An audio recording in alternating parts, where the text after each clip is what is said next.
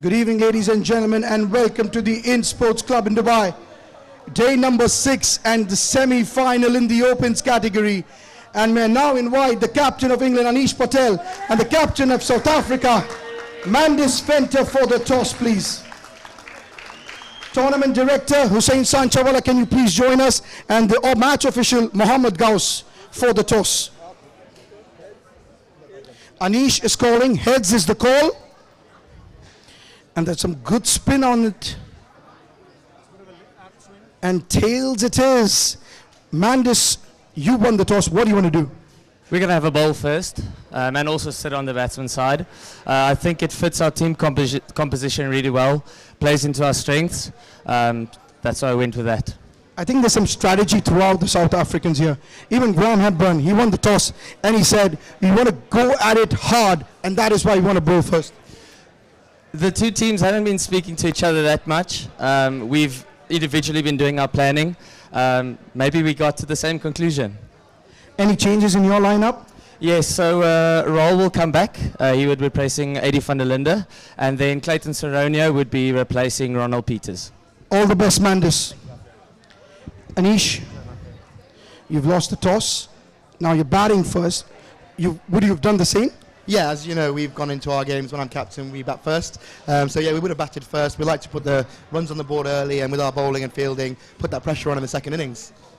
So what's your playing rate for this semi-final? So there's been two changes. I've come in myself, and Liam Brazier's come in. He's fit now from a shoulder injury, and Blake van der Linde comes out, and Mike Allier. All the best, Anish, for the semi-final. That's it from the centre. The toss is done. South Africa have won, and they have elected to bowl first. We'll be back with live action in the next 10 minutes.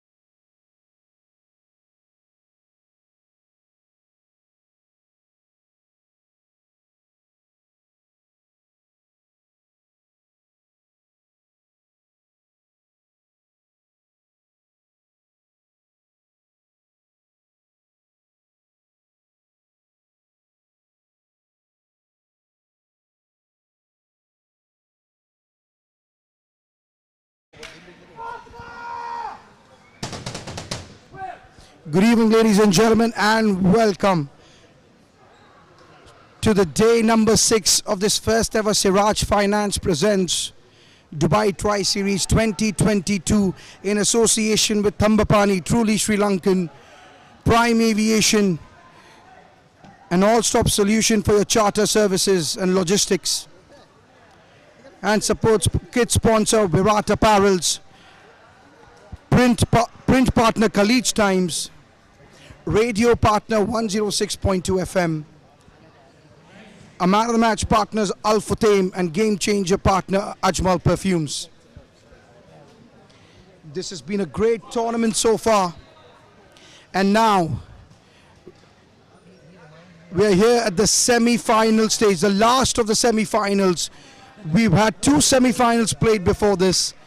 England winning against the UAE Colts in impressive manner, and the South African Masters beating the English Masters to set up a date with UAE Masters tomorrow. And now we are here. The England men's team versus the South African men's team in the opens category. Mandis Venter winning the toss, electing to bowl first, just like his counterpart Graham Hepburn did in the Masters. It's going to be Xander Erasmus to Jaden Bartis shot. Here comes Xander on the money, and well played, chance, and misfield there. And Kabir Imtiaz is really cooked here. This pair has scored runs. Jaden Bartis shot and Kabir Imtiaz, and they're off on the first ball. This is going to be a cracker of a game, ladies and gentlemen. Both these teams have given it their best. And let me tell you, the England men's team are 2-1 in the league stages. They beat the South African team twice. But most importantly, in the last league game, South Africa beat England. So they're carrying that momentum into this one. It's going to be Xander to Kabir.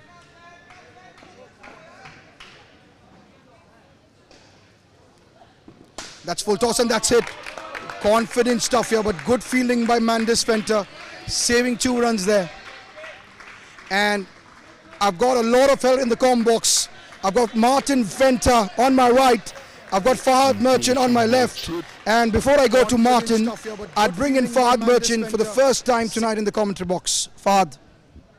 Thank you, Aman. This is shaping up to be a cracker of a game. There's so much at stake tonight, especially after what we saw last night between the England and the UAE team. What a game that was. Went down to the wire. Till the last over, the game was alive, and both the teams played and fought tooth and nail. And what a competition that was. Unfortunately, the England team lost that game, and the UAE team winning the game with 3 skins and securing a spot in the final. But nonetheless, the England team gave a top-notch performance. It was anybody's game, like Aman was calling it last night. And it's turned out to be a cracker of a tournament. Everything is going down to the last over. And here we are. It's the semi-final of the men's open between the South African and the English side. The English team is batting first. And a new bowler is being introduced. Venter. Aman, I believe he is the captain of the South African side, is it?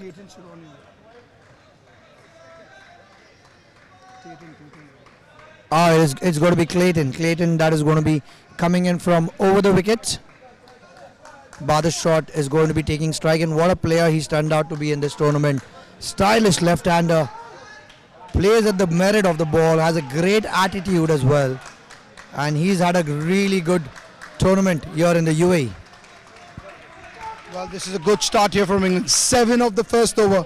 And it's going to be Clayton Sironio in the attack. And now let me bring in Martin Venter here, who's in the studio with us. Martin. Thanks, gents. I think this English opening pair has been really good. As we spoke about earlier, their positive intent is clearly evident. They're not taking a backward step. I think the concerning thing for the South African men's is their length and their consistency of their bowling. It's not consistent enough at an international men's level. One short, one full, one short, one full, back of the length, cutters that aren't working. They just need to be a little bit more consistent with what they're doing and how they do it. But you can see, as we were saying earlier, this English opening pair, if it's up, it's off. You'll have a look. As soon as he gets too full, they'll go for him.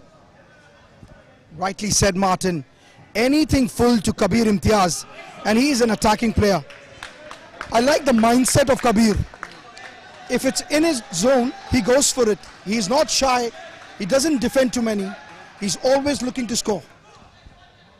And what you find, the ramifications of really good positive intent is the bowlers start bowling wides and extras, and they give away things that they shouldn't.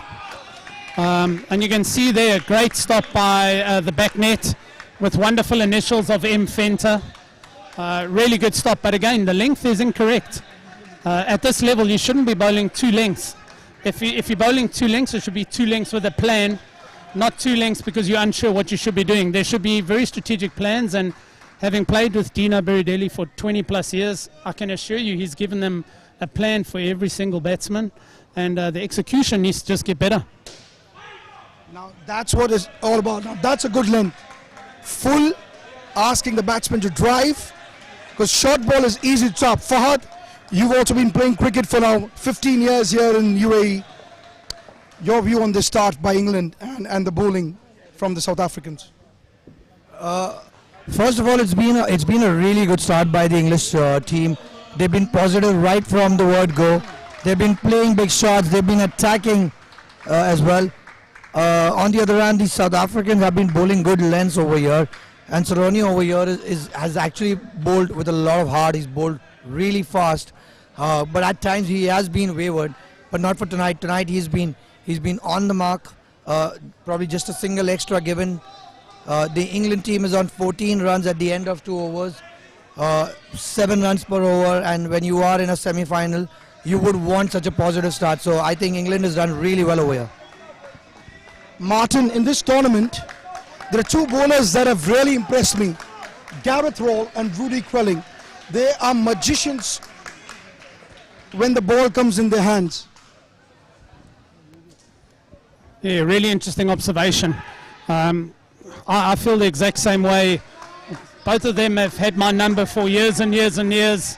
Rawley is one of the nicest cricketers you'll ever find. He's a lovely young guy. And I'm so excited for him to see him get his opportunity at an international stage. What's nice about it, there goes the wicket. Oh, the throw was just a little bit wayward, otherwise it was out. And you can see at this level the difference between a throw that's in the box, and when we mean in the box, we mean straight over the stumps, versus high. You know, it's split seconds. But yeah, I agree with you. They're 2 very special bowlers, but they need to be backed up with some good fielding as well.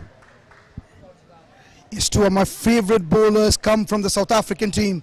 Gareth Roll, full, and Kabir there, showing his intent. They've already reached 15 and 15 balls. This is good stuff from the spare Fahad. Gareth Roll, he's been a pick of the bowler in this tournament. An absolute beautiful leg spinner. He's got good control. He's got that pace on the ball. Perfect for Indo cricket. And you know, with that action and that run up coming in from far wide, he's got the straighter one as well, Aman, and he's just been immaculate with his line and length. Very impressive. Very impressive. It's a 3rd ball situation right now, and I'm calling it going to be a quicker ball. It's going to be an arm ball. And Martin thinks Kabir is going to come down.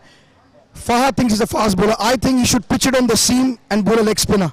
He does bowl a leg spinner, but Kabir is up to the task. The length was a bit short. It's the length. And that's the challenge. Right, so Rawley set him up beautifully there with 2 great deliveries, and then he just got scared of the 3rd ball. You know, he wasn't clear of thought of what he had to do there, but it was a wonderful opportunity. But again, because the batsmen are playing with such positive intent, the bowler's always thinking he's never really on top. And absolutely rightly said, as a leg spinner, especially when the batsmen are attacking, you need that heart to, on a third ball, to either pitch it up or tempt the batsman outside the off stump. Nonetheless, Raul did not do that. He went in with a short ball, and it was capitalized by the Englishman. I have one observation I've always seen.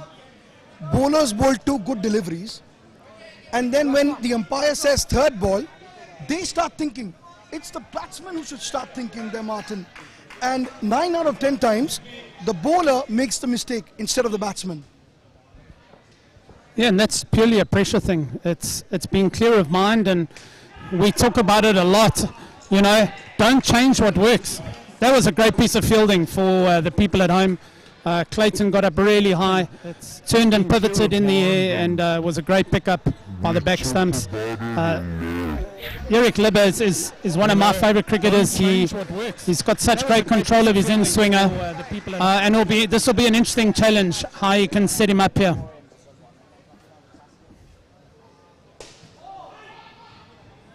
Good call, it's a wait.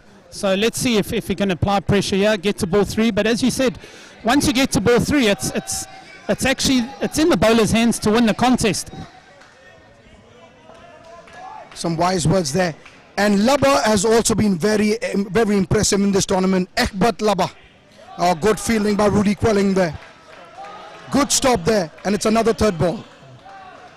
Now, the most important question is, what will Labba bowl? Will he bowl the same one going away, or is he going to target that leg stump? He should bowl to his strength. Let's see what he does. Here he comes, bowls the same one, but not full enough. He was a little short there, like just below the good length area, and Bart is short there, easily defending that one. So the score moves on to 19 with 2 balls to go. This has been an impressive start by England. So both the times that the South Africans managed to get on to a third ball situation, it was well capitalized by the English batsmen, and they're holding on to their nerves. And Aman, just adding to your point, I think Labbe has been someone who's got everyone's eye with his bowling. He's been on the money, he's been swinging hard, he's bowling with a lot of pace, and he's just been immaculate in this tournament throughout. Just I want to point out to the viewers and Martin, the previous game between South Africa and England, Fahad, Kabir Imtiaz got Labba's number. When Kabir was bowling, the 10 balls that he bowled to Labba, Labba only connected 1 with the bat. He bowled him once, and twice he got to third ball. So this was good revenge from Labba, but not good enough. So there were two third ball opportunities there. The key is not only for the bowler to have a plan, it's for the fielders to actually understand what their plan is on third ball. Because if Eric got the length right, the fielders should have known they should have been at least 3 yards higher up the court and moving around into the corner, because that's the batsman's only option. If you saw, the field didn't move at all. So again, it's just communication and playing with each other a little bit more. The teams that are super successful are the guys that have played together for years and years and years, and you know what's coming, so you know where to move, you know what to do. But again, you need to pick up on that, because you don't get many third ball opportunities in test matches. Well said. Fahad bhai, what is your take on that? Right, it's absolutely bang on. This entire game of Indo cricket is all about plans, If you can execute your lengths and your fielders can back you up in the field and the plan works, it just looks so beautiful in that. The next pair of Matty Gallier and Liam Brazier are in. And let me tell you folks who's watching this live, Martin, this number 9, Matthew Gallier, number 9 of England, he's just 19 years old, and I'm telling you, he's got a great future ahead of him. He's been so impressive in this tri-series. Yeah, look at that shot. That's just beautiful. I actually came down day 1 to watch, and I made a comment about him myself. Actually, I'm not quite sure about the haircut, but as a cricketer, you can see he's in control of himself. He's not overawed by the situation. He's not worried about the pressure. He's playing the ball on his merit, and he's just got a clear mind, and he knows what he wants to do with it. I like him. So I'm not the only one that is fond of Matty Gallier. What a mature head he has on his shoulders. The way he played that down up with so much ease. It's like he has an extra second when he comes to bat, Martin. The key is now, so you bowled a great delivery. You can see he's standing way outside leg and coming across. What do you follow it up with? And there's the problem, right? He changed the length a bit. You can see the guys coming across. You shouldn't go straight. You should continue your length a little bit wider. But it's so important to get the plan right. So there was an opportunity with a direct hit that was out. Rightly said, Fadbhai. That was the batsman is running outside the leg stump and trying to give himself a little bit of room to get those down ups on the offside, and Fenter is actually bowling that length. What Fenter should ideally do, he should closer onto the stumps and cramp him for that room, because that's exactly what Brazier is trying to do. He's trying to cash on to that swing that Fenter generates. Primarily an outswing bowler on the length. And that's the kind of delivery you would want. You would want it to be closer to the stump, so you make the batsman play a shot and make some mistakes on that. This is a good start from this young pair. They're on 4 without losing a wicket, and Mandis only conceding 4. This game is nicely poised. 23 in 5 overs. And it's my favorite bowler in this tournament. Rudy Quelling, number 7, is in the attack. Whenever Fenter's needed a wicket, he's turned to Rudy Quelling. I don't think so any wicket has fallen so far in this innings, Martin. Yeah, nothing yet. The chances have been there, and that's the critical thing, right? The scoreboard looks magnificent, but it's been nip and tuck from both sides. This is a big over here. Rudy's a real magician with the ball, so I think he could have his number, but this is a critical ball, third ball, first ball of the over. Let's see what happens. Top side. Yeah, talking. They need to talk to each other. How quick was Gallier there? He, just as Quelling left the ball, Gallier was halfway through there. And he just hoped that Brazier just touched the ball, and he did. Good start here from Quelling. Now, it's the young 19-year-old Matty Gallier facing Rudy Quelling, number 7. Oh, that's full, and what a shot there. What a shot there by Gallier. Wow, I love this player. What a shot there, considering that Grayling is a leg spinner. He played it on with the spin and played it in the corner on the offside. And luck favors the brave. He got a boundary out of it. A good shot, looks in good form. England are off to a comfortable start over here. 28 runs on the board. And we're just in the 6th over so far. Grayling, the leg spinner. Oh, well bowled. That was a good googly. Sprited up. Looked like it was going to go away to a wide line. But it came back in. So good comeback there from Grayling on that delivery.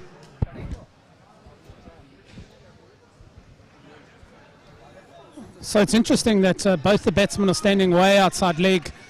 To me, it looks like a ploy from them to make the bowlers bowl straighter to them rather than tighten them up on their leg side, because they both like to free their hands outside off. I think the South African side have missed a trick here. Let's see what happens here with Rudy. Yeah, another 4. They're just freeing their hands, and they're not playing it on the spin. They're playing it on the length and just releasing their hands through the ball. And there's not really an answer at the moment. South Africa need to respond quickly here. Well, Martin, I agree with you here. These two youngsters are taking the game to South Africa. Fearless batting from Matty Gallier and Liam Brazier. Oh, that's too full. Oh, almost there. Xander Erasmus, had he collected it cleanly and had a shy at the stumps, that could have been out. Rudy Quelling has been a little fuller today for his liking. Usually he doesn't bowl so full, and he's already conceded 6 runs in this over. Even more, I think. 9 runs in this over. Oh, that's well bowled. Well bowled there. Now, finally, when he gets his length right, umpire calls over.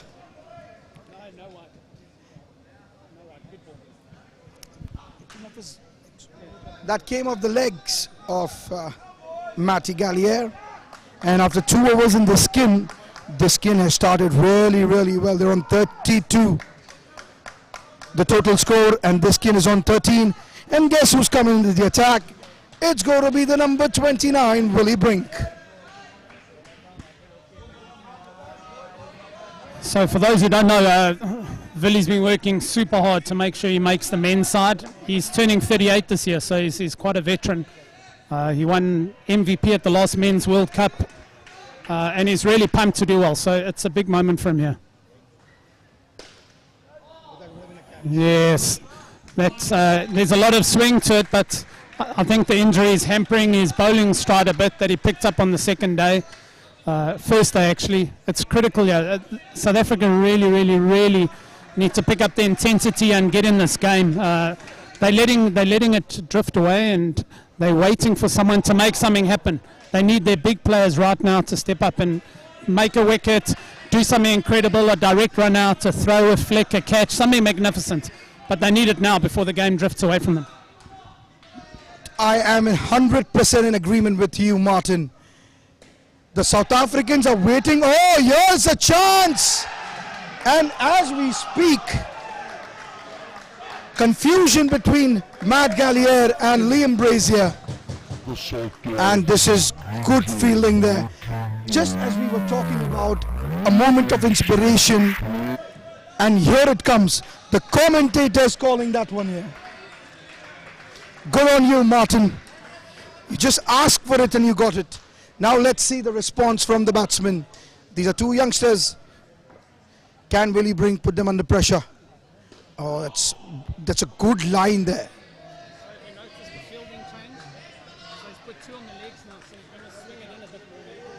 So Martin pointing out that they made a fielding change, as we can see now. He's going to bowl that middle and leg line here. Oh, and he just strays a good shot there, and a single has been taken. Still a comfortable start for England, Martin. Yeah, it's an exceptional start. For the first 7 overs, the pressure's definitely been handled a lot better by England. They've stuck to their, what would be a common word, their processes, but they've just been confident with anything loose. They're having a go at it, which is how it should be, you know. Keep it simple, don't overanalyze the game, and be positive in what you know and have positive intent. And the most important thing, regardless of what level you play indoor cricket at, is have fun. And the first wicket has fallen in the 7th over, and England are comfortable at 29. Last over of the second skin. Faber, is a great start in any knockout game. Yeah, absolutely, and something had to give because South Africa kept building up the pressure. They kept going on to the third ball, but they were not converting it. Finally for them, they picked up a wicket over here, and that's a good comeback from South Africa. However, even after the fall of that wicket, the England team is looking comfortable over here. 29 runs in a knockout game with your first 2 pairs. I would take that at any day.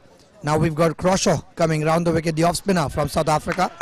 Short ball, but a good down up on the leg side by Gallier. And an easy run there, 2 runs added to the total. Croshaw is an off spinner, he's a tall lad, goes round the wicket, tries to target that leg stump line. Oh, that could be a chance. No.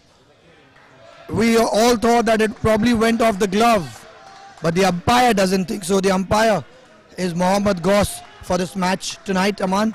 And we are somewhere around. Oh, another chance goes down begging.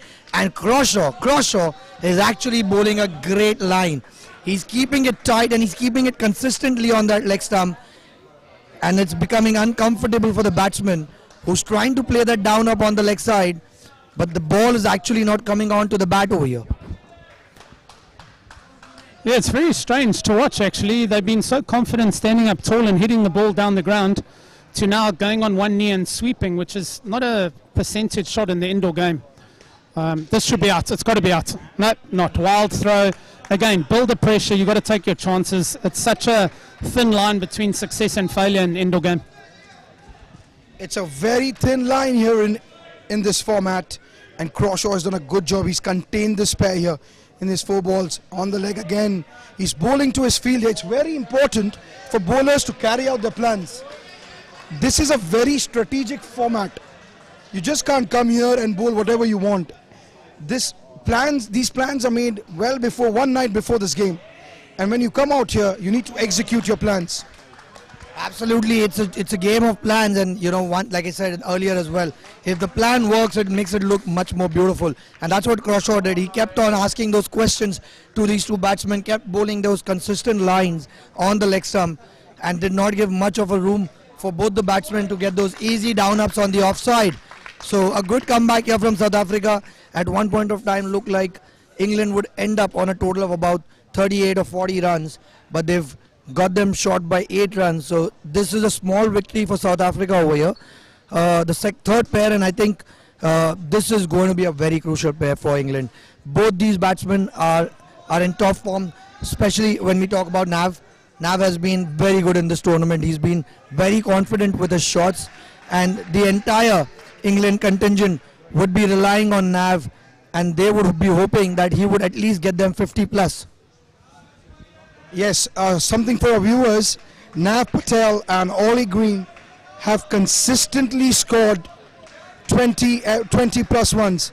In one of the games, they scored 31 against South Africa. So this is a pair that's got runs in them, Martin.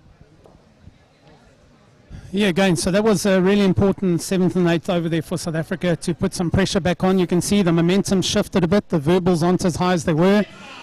And what you don't want is that. You don't want to give away an easy 2 runs as a first ball for a new pair. They turned the pressure on the 7th and 8th over with the Willie wicket. The tide had turned. What you don't want now is to get off to a really easy start for the English batsmen and give them stuff for free. That's a good line. That's a good line. Martin and Fahad, what I've noticed is Mandis Venter, with one thing consistent in his bowling, that he strays down the leg side. That's one thing that throughout this series he's not been able to control. But when you look at him, he's got that proper fast bowler physique. He's tall and he comes on with a broad action. Yes, definitely he's been straying down on the leg side. But what he's done well is he's been consistent on that line, and he's been asking questions to the batsmen, not letting them get away. Nav Patel, even last night at the UAE game, the boys were trying to target this pair and trying to hold on to this pair, because the moment you get the better of this pair, the momentum starts shifting towards you. And the game of Indo cricket is all about momentum, and the moment it starts shifting towards you, you start doing well. And that was a bad throw by Ekbal Labba, hitting Clayton there and on his backside, and he felt that one. Now Venter to Ollie Green. Now Ollie Green for the first time in the night facing Mandis Venter on the leg side, and no run because Labba is a brilliant fielder. You don't want to take risks against Labba. Last ball now of Venter's bowling. Martin, what do you think would be an ideal total for South Africa to chase this down? I think they don't want to chase more than 60 in this kind of pressurized environment. I think we're missing a trick here with this line from Mendes. He's bowling into the batsman back of the length, and they've only got one on the leg side. I think you're putting a lot of pressure on the 3 leg to have to push up really quickly. And what happens if he then cannot bowl the fuller one, because that will get cracked straight past the 3 line. So that in this kind of game, any international, you don't want to chase more than 60. But when you're batting first, you'd always want to get 80. But again, it's critical here. One big over here either way, and I think it's really interesting that they're giving the ball to Willie. I think that's a really well-timed decision by the captain. I agree with you there. This is a good decision. Willie Brink bowled a brilliant first over, and Nav Patel and Ollie Green have the capability to take this game away from South Africa with the bat, and that is why Mandis thinks Brink is the right person for this job to control this pair. Chance, and Brink misfields there, fumbles, and Nav completes the run there. Definitely Brink has that thing at the back of his mind. He's recovering from an injury. He was injured in the first game of this tournament itself, but he's worked hard and come back over here. And that is poor. That is poor at this level, trying to jump and tap that ball back into it. Completely missing it, and those are 2 easy runs given out to the English side. That is what you don't want to do. You want to keep the momentum, you want to keep the pressure on. But what is happening? That is a wide ball outside the off stump. Beautifully tapped away on the offside for a down up by Nav Patel. And the score moves on to 50.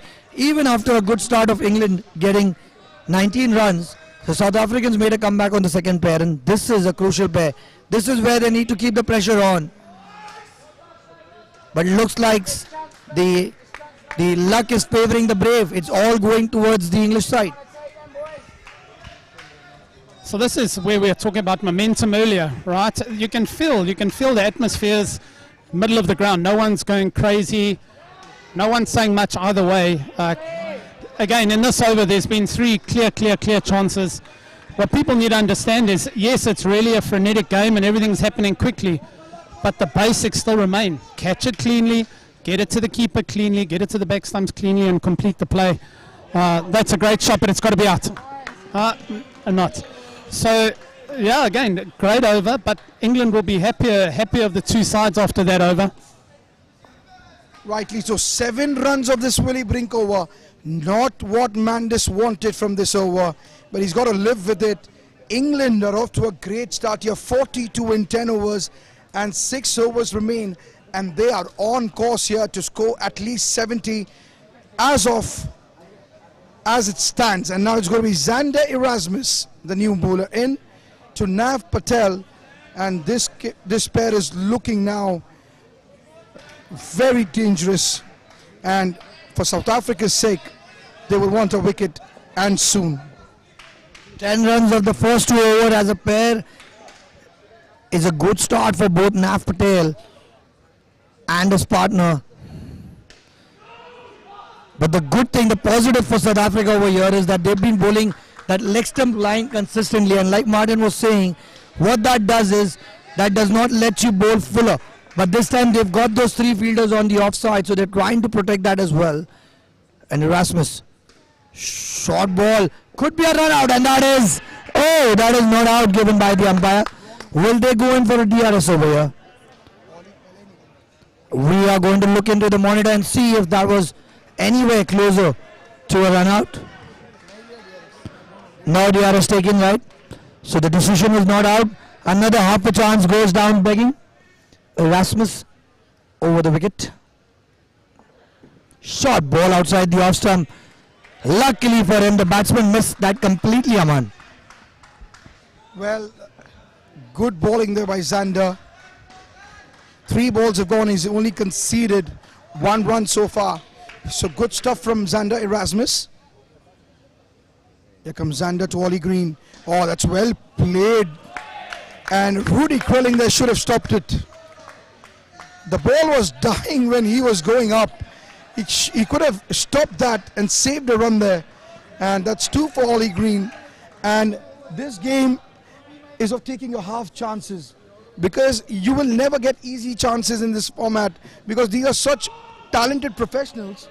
They've been trained to take those half chances and bring the team back in the game, Martin.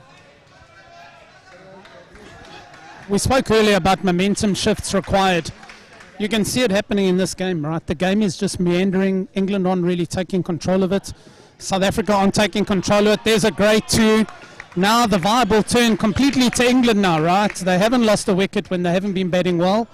A great 2 up down on the leg side. The 2 batsmen will be feeling really positive going into this last over.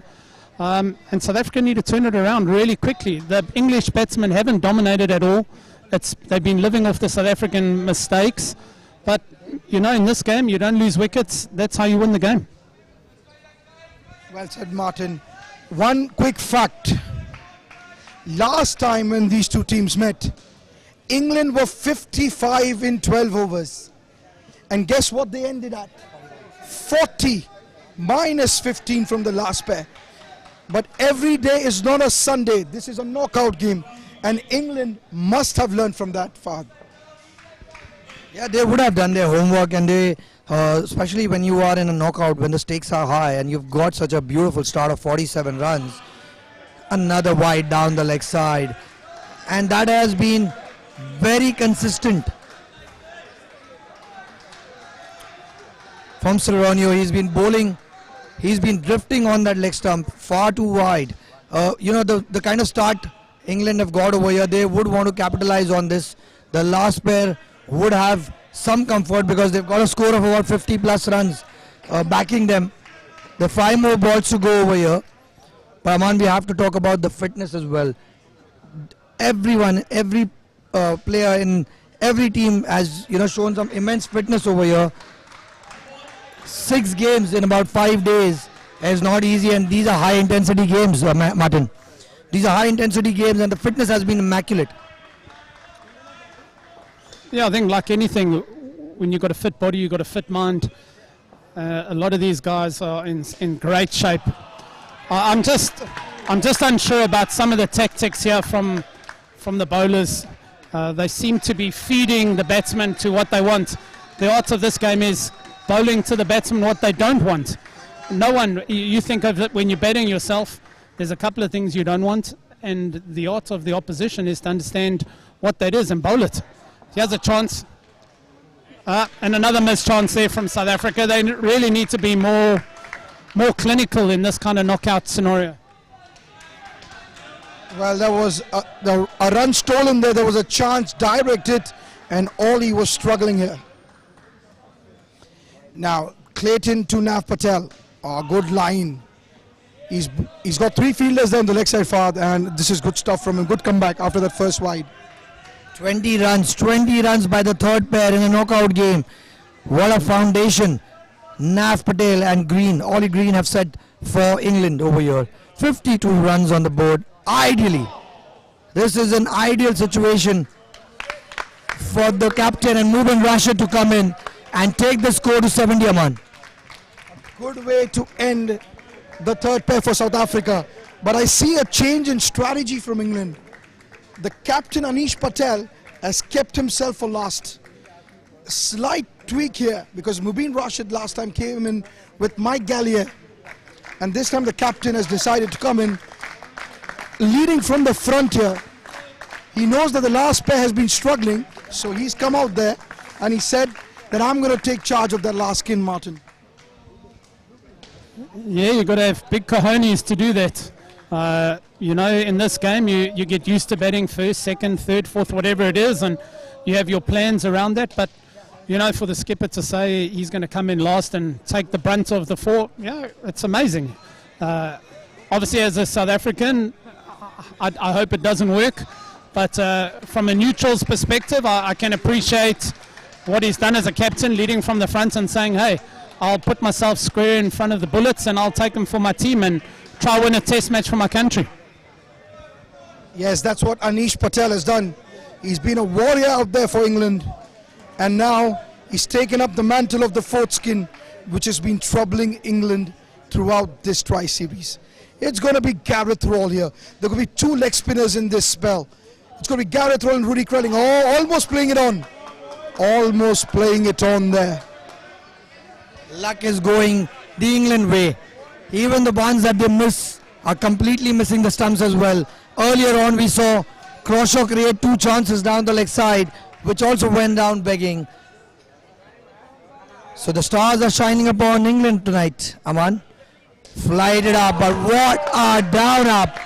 What a down up there by Anish Patel. Very experienced, plays it with a straight bat and a beautiful down up on the leg spinner. Well, that would have given him a word of confidence there, Anish Patel.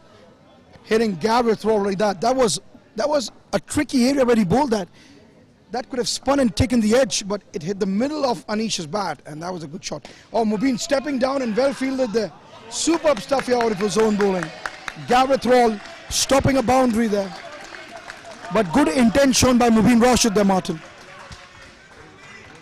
Yeah, I think if I'm the fielding captain, I'm well aware that Rashid is not comfortable with this kind of leg spin, and Gareth can have his number. But what I liked from the captain of England there is the first ball he played something he should never have. Why are you trying to sweep fine in an indoor arena? Makes no sense.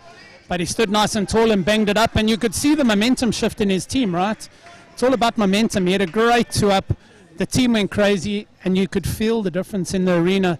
So South Africa need to have an answer here quickly. There you go. He hit the same shot again, but this time the length was a little bit shorter, which made the shot option. Aman, Mubin Rashid has been someone who's been, not that great with the bat. He's been amazing with the gloves on as a wicket keeper. But that would be playing at the back of his mind as well. He's not been in the best of form, but oh, there you go. And that is what Martin was talking about, playing a sweep shot in Indo cricket. There's someone with us, sitting with us, Priya Ranjan Das, a UAE player also, who loves to play that kind of shot. I don't understand why they sweep, because there's so little time to complete your run. Sweep is out of the question when you're playing with such fit fielders around. They're such great fielders. Back flips, they hit the stumps direct. So you need more time to run. And when you sweep, you're wasting that 1.5 seconds to get up and start running. So that's a very, very high risk shot option selected by these English batsmen here. And especially now, Garrett Roll doesn't have that great a googly that Rudy Krelling has. So maybe Krelling to Mubin Rashid will be a great battle. Yeah, I think you and I are talking as plus 100 kilogram guys. A little bit more difficult to get up off the knee and sprint out for a quick single. These guys, the sprites of foot 60 kilogram guys, seem to be doing it quite easily. I don't think I'm ever going to be sweeping off one knee in my lifetime. I think I'll still be on my knee a week later. But yeah, it's about having the skill and knowing what you can execute at that moment. But again, that one was the right shot because he picked the right length. But there's been 2 occasions previous which were too full to sweep. Also, when you mention 100 plus kilos, my strategy in the game to complete the run is when the bowler releases the ball, I walk halfway through because that's the only way I'm going to complete the run. And speaking about knee, I shouldn't be the one commenting on it with a bad knee. But getting back on with the game, it's 56 on the board. 20 runs in the third skin by Nav Patel and Ollie Green has laid the foundation for Anish and Mubin to continue here. We've got Croshaw coming around the wicket. Good first over is what he bowled. But what a beautiful down up there by Anish. A direct hit could have resulted in a run out, but 2 good runs added to the England total. Wow, that was a beautiful shot. It was well bowled by Croshaw. There was nothing wrong with the delivery. It was just a good shot. Now Croshaw to Rashid. Oh, that's well bowled. I think this is going to be really interesting to watch. This could be the entire game here in these next 5 balls. I think he's going to chip and charge. I don't think he feels comfortable with the spin. He's going to come down. Again, I think the South African guys are missing a trick there. He's only going to do 2 things, that batsman. He's either going to come down at you at pace, or he's going to try pop it in the corner. I don't think he's got the skill to back himself to go outside off. Again, such fine margins of success here. Great shot out the side. Again, there needs to be more talking from the fielding side, calling top or bottom. Martin, it's unusual for a South African team to be inside the court and be so quiet. The energy is a bit low from the South African team. I think the Opens team should learn something from the Masters because they were very chirpy when they went out there. They went out with a purpose and they put the England Masters under pressure, but the South African men's haven't done the same. I think we said it in the first couple of overs. They're waiting for someone to do something.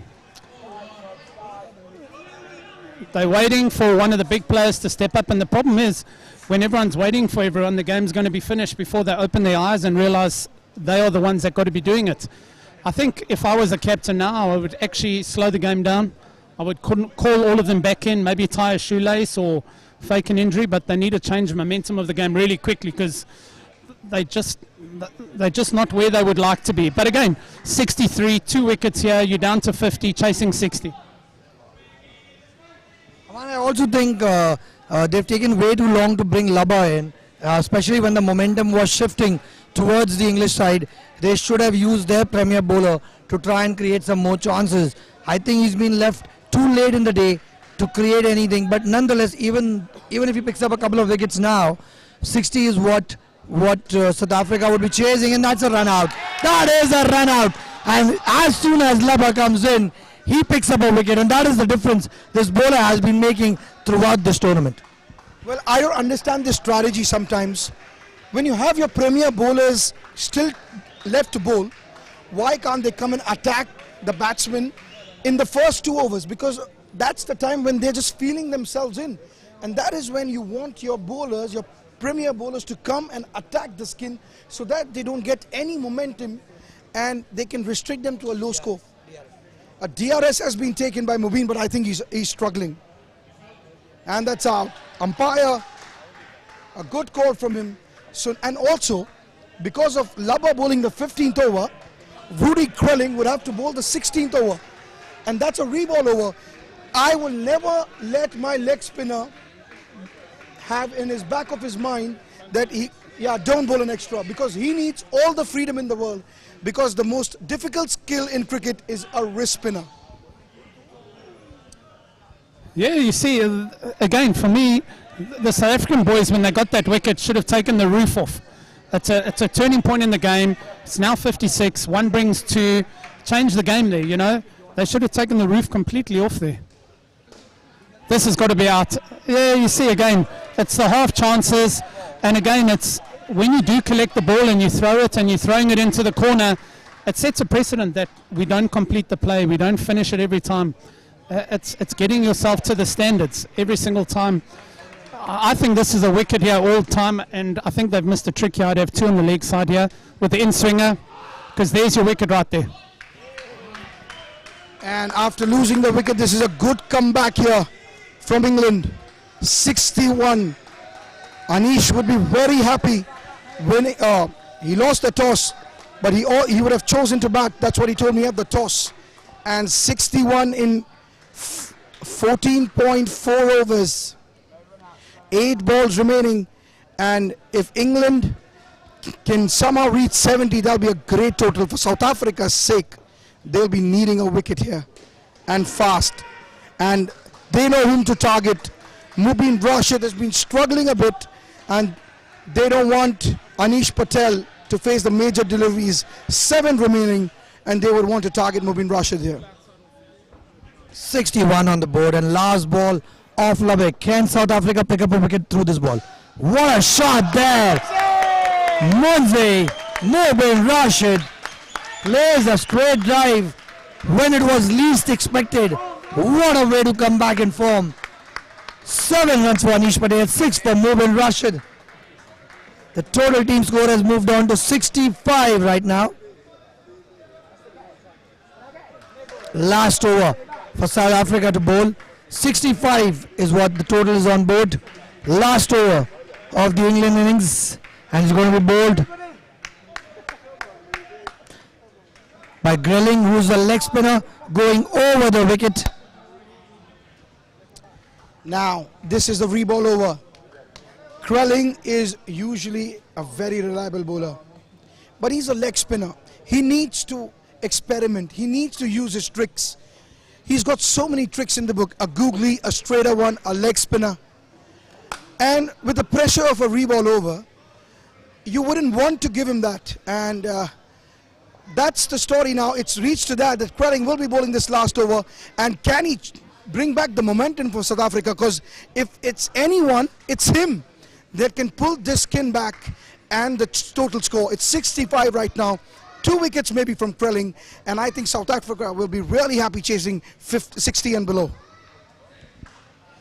Yeah, again, I agree with you. I don't think I'd bowl him the last over, but one thing about Rudy is he'd probably want to have the ball. You know, he sees himself as a really big player, and he is a hell of a talented guy. So I think he'd want to have the ball in his hands here now and win the game for his team. But what they have to do now is they have to back him up in the field. They need however many balls he bowls in this over, they need to be accurate, they need to be precise, and when they get the half chances, they have to take them. I'm calling a first ball googly here from Rudy Krelling. It will be a googly, it will be tempting. Oh yes, it is. Oh, that was so close. And I think Mubin Rashid is not going to let the ball turn. As it pitches, he's going to come out and play it full. What a jaffa of a delivery. An absolute peach from the leg spinner, Grayling over here. 5 more balls to go. 65 is on the total. Mubin Rashid facing Grilling. Here we go. Flighted up, well bowled. Half a chance there, but Crusher was in the way of the ball. Should have thrown at the non-strikers there, and absolutely. But the pressure is showing off on the South Africans. 66 runs on the board. 4 more deliveries to go. A couple of taps, a couple of down-ups over here, and England will be on 70, which would be a desired total in a semi-final tonight. Grilling. 4 more balls to go. Flighted up. Good shot there. Oh, that is 2 runs. Martin, we've been talking. Anish has tried that sweep 4 times, and he's finally been successful with that shot. Well, obviously, with him losing all that weight over the last couple of years and him doing online training with Matt Henderson, it's obviously working that he backs himself to lose a couple of kgs and hit the sweep shot. I think he just hit that off the length. Might have been a little bit predetermined, but you got enough heart in it. What's slightly different here is the courts are much wider, and I think the English have adjusted a lot better than the South Africans in this game with where they need to position themselves with the strokes. Well, a good loud call there by Anish Patel. This game is not only about a good shot and a good ball, it's always about a good call as well. If it's not a good call, it's a -5, it's a run out. Second last ball of the first innings. Oh, and the leg spinner. Oh, Mubin was playing for a googly there. Wow, Rudy Krelling, masterclass here. He will be disappointed with himself, with the first over that he bowled. He was a lot fuller for his liking, but he's come back really well now. Last ball of the first innings. Rudy Krelling to Mubin Rashid. A wicket here, and South Africans can take some momentum back to the bench. But if Mubin sees that out, England will be the happier side. He sees that out, and England are going to be the happier of the two sides. This is a good finish here. 71 will be hard to chase. Yeah, I wouldn't want to be chasing 70 if I was South Africa, but again, it's one of those totals that it's not a massive total, but you're going to have to bat well to get 70 runs. I just hope for the South African sake that they really come with some positive intent with the bat, and just like England did in the first couple of pairs, if it's up, hit it. If it's not, just don't lose wickets, and the game is theirs. But the English boys are up for it. You can see their vibe is right, the intensity is right, they're feeling it. The energy is good, they're buzzing. I think they're well up for it, so it will be interesting to see how the South African side respond. And that is what 70 runs in a semi-final does. Losing the toss, being asked to bat first, England has put up a total score of 70 runs. Their tails are up, the momentum is towards them. They are pumped up. It's going to be a cracker of a semi-final over here tonight. This is the Tri-Series at the Insportz, the home of Indo cricket here in the UAE.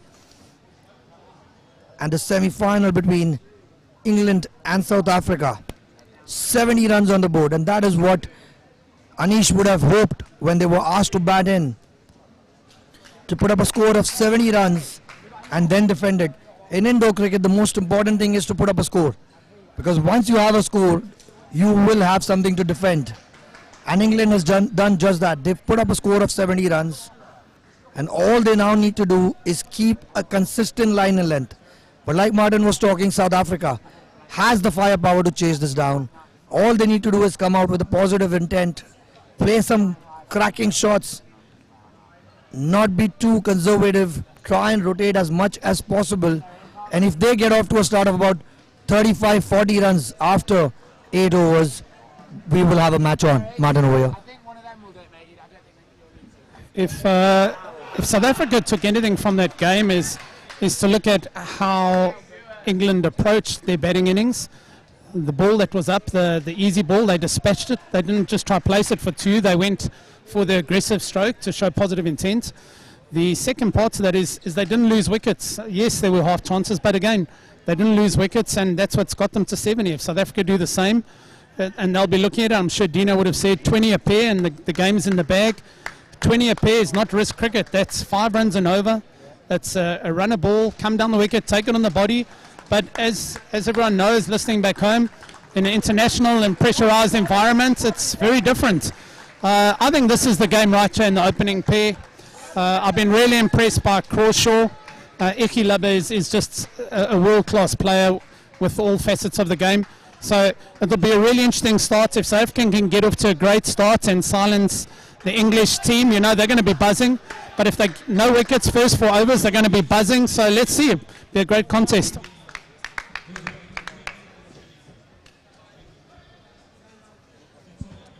We've gone through our technical issue, and we've been told the batteries are fully charged, and we're ready for this high intensity innings. Of all the players so far this week that have impressed me with the ball, that's Imtiaz, the number 6 for England. He's got really nice wheels. He bowls good lines, and it'll be a great contest here. Speaking about batteries being charged, absolutely, the England team will be charged up as well. They will be on high power, 70 runs in a knockout game. They've done the hard work with the bats. All they need to do is now come out and see this through with the ball.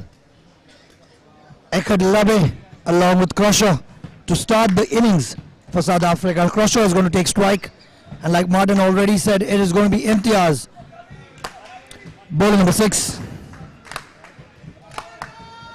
Jersey number 6, Imtiaz coming over the wicket, and you can see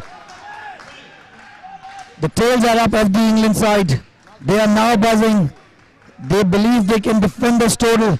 Crawshaw and Ekilabe need to give a start of about 18 to 20 runs for South Africa to have some kind of platform to build this innings on. Imtiaz going over the wicket. First ball was a big swing down the leg side, called by the umpire. So South Africa is off to a start. 2 runs, and that will calm some nerves down of Crawshaw. The momentum had shifted towards England side at the end of the first innings, and the South African batsman would have been under pressure. But the first ball wide and the second ball wide as well. So darting in swing over here from Imtiaz. Not a good line in length. The idea is right, but the length is not right. Martin? So what I'm enjoying is how loud Crawshaw is calling. So he's trying to change the intensity in the court for his couple and saying, look, you bowl whatever you want. I'm in charge here, by some really good calls. But again, as a batsman, as we said earlier, you need 5-6 runs and over and you win the game. You don't need anything extravagant. All you need to do is not lose wickets and take the freebies when you get them. South Africa needs one more run here, and they've got what they require for the over without any risk. Like Martin had sent us, mentioned this in the halftime, that 5 runs and over will see South Africa through. But this is a game of window cricket, and pressure can get on to the best of the players. But Imtiaz, after giving those 2 freebies down the leg side, has come back very strongly. He's bowled 2 really good balls. They've been on the money, they've been swinging in, and he's got some serious wheels on it. Third ball coming up. Imtiaz, jersey number 6, down the leg side, wide given by the umpire, and 6 runs have been added. So the run rate, according to Martin, has already been achieved by South Africa over here. All they have to do is just be consistent and see this through. But remember, these 6 runs have come through extras. So they've really not got any deliveries in the middle of the bat, and that would be something that would be playing on Crawshaw's mind. Yeah, I'm sure it might. Everyone likes to feel the bats on the ball, but, you know, for my side, I don't really care how I get the runs. Preferably if I can take 5 extras and over and stand on that side and get my 10 for my couple, I don't mind standing the other end the whole rest of the game. You know, there's no looks, and no one cares how you look getting it. It's you got to get them. Imtiaz's 4th ball there is probably one of the best balls I've ever seen in my life. He cut him in half. He could have hit all 3 of the stumps, but he didn't. But the challenge is on the 3rd ball, he follows it up with the leg side, and South Africa got 6 without any risk. Again, there's no comment section. No one cares how well you bowled. Who got the runs? That 4th ball went through everything. It missed Crawshaw, it missed the stump, it missed the keeper as well. That's how good of a delivery it was. So Ollie Green now, over number 2, going round the wicket, the off spinner. And that is a wicket over here for England. It was on the money, it was full. Ekilabe playing an expressive drive over there, completely missing the line of that ball. and it's castled into the stumps. And England have drawn first blood over here already. Score has come down to 1. All those extra runs conceded by Imtiaz in the first over has been undone over here. Ollie Green with a peach of a delivery. You don't really expect an off spinner to come first up and bowl right on the money, but that's what Ollie has done. And that has been because the South African batsmen have so far not got anything on the bat. 8 balls and nothing has touched the bat. And that is probably why you see a score of 1. 8 balls, there is no contact with the bat, Martin. I think the challenge here is watching Echi bat here. He's trying to hit the guy through leg where he should be hitting him through the offside. He's such a talented batsman. Let the bat flow like that. Well, that's where he wanted to go the first time, and he was trying to hit too good a shot instead of just letting the bat and hands flow and just hit through the ball. As we said earlier, that's what England did really well. They hit through the ball and the bad ball got dispatched, and that's what's so important. So now it's momentum. Suddenly that boundary has woken up the South African camp here at the dugout. What a beautiful down up there by Croshaw on the offside. Textbook indoor cricket. 2 runs on the offside. And Ollie Green, after that one good delivery, has not been consistent. He's bowled a full delivery which has been dispatched for 4, and he's then followed up with a short delivery on the offside. Short ball again, but Labbe trying to play it on the leg side, and like Martin has been saying, that he should rather look at playing him with a straight bat on the offside than trying to play it with the spin. Last ball to go, the score is 7. So the wicket that was picked up by England has been undone with that boundary. Courtesy Eckert Labbe. Short ball, and oof. Gallia in his flow missed the stumps at the non-striker's end. That could have been curtains for Eckert Labbe. Luckily, he survives, and the score is 8 runs. That was an absolutely suicidal run. Again, if the basics had been done properly and the fielder had so much time, bounce it in, good throw over the top. He was tickets. The pickup from Gallia was incredible, but yeah, just make it so simple. You know, keep it simple. This will be really interesting. I thought Bartosz Short did quite a lot with the ball when I watched him on the first day. So this will be interesting. When he runs up, he looks like he's doing a lot with his wrist. So it'll be interesting to see how he handles. Hopefully the batsmen play the ball from where it comes. I think you learn that when you're under 3s. Hit the ball from where it's coming from. So that's all they need to do. Keep it simple. They 1 run away from being on target of where they want to be. So just keeping it simple. Jersey number 0, Boris shot coming left arm over the wicket. Usually, that's a down the leg side wide. Usually there are kind of bowlers who are fast, who swing it both ways, is someone who catches your eye. But Boris Shot has been someone who's been an unusual bowler. He's a left armer Chinaman coming in with a quick run up, and he's got great control on that ball. It's never easy to bowl fast with a wristy action, but he's got good control over it. All he needs to do is try and start pitching it further up, because the moment he drops it short, it becomes pretty easy for the batsman to play and down up, and that's what we did. We saw Eckert Labbe just do that. Short ball on the offside, tapped away for a 2. Short ball again, and that's exactly what I've been talking about, Martin. Boris Shot has the capability of foxing the batsman because he has that Chinaman delivery, but because he goes short, it makes it easier for the batsman to play off the back foot. A lot of what I've seen here, the bowlers are trying to do too much with the ball. Instead of just sticking to one really great delivery and having a change up depending on who you're bowling to, they're trying to do 5-6 different balls every over. And with the action, with having a whippy wrist, it's very easy to drop it short because he's trying to get over the top of the ball. Really critical that he finishes his delivery stride. There you go. So, you know, all the cheering, all the noise, they're letting the South African team get back in it. The South African spectators are getting into it. So yeah, they need an answer here now, and they need it quickly. As you said, Eckert Labbe is starting to feel the ball on the bat. Crawshaw's also starting to feel the ball on the bat. The signs are looking good. Great shot there. He came to the pitch of the ball. Great finish to the over there, especially after that Shocking wicket off the first ball of the second over.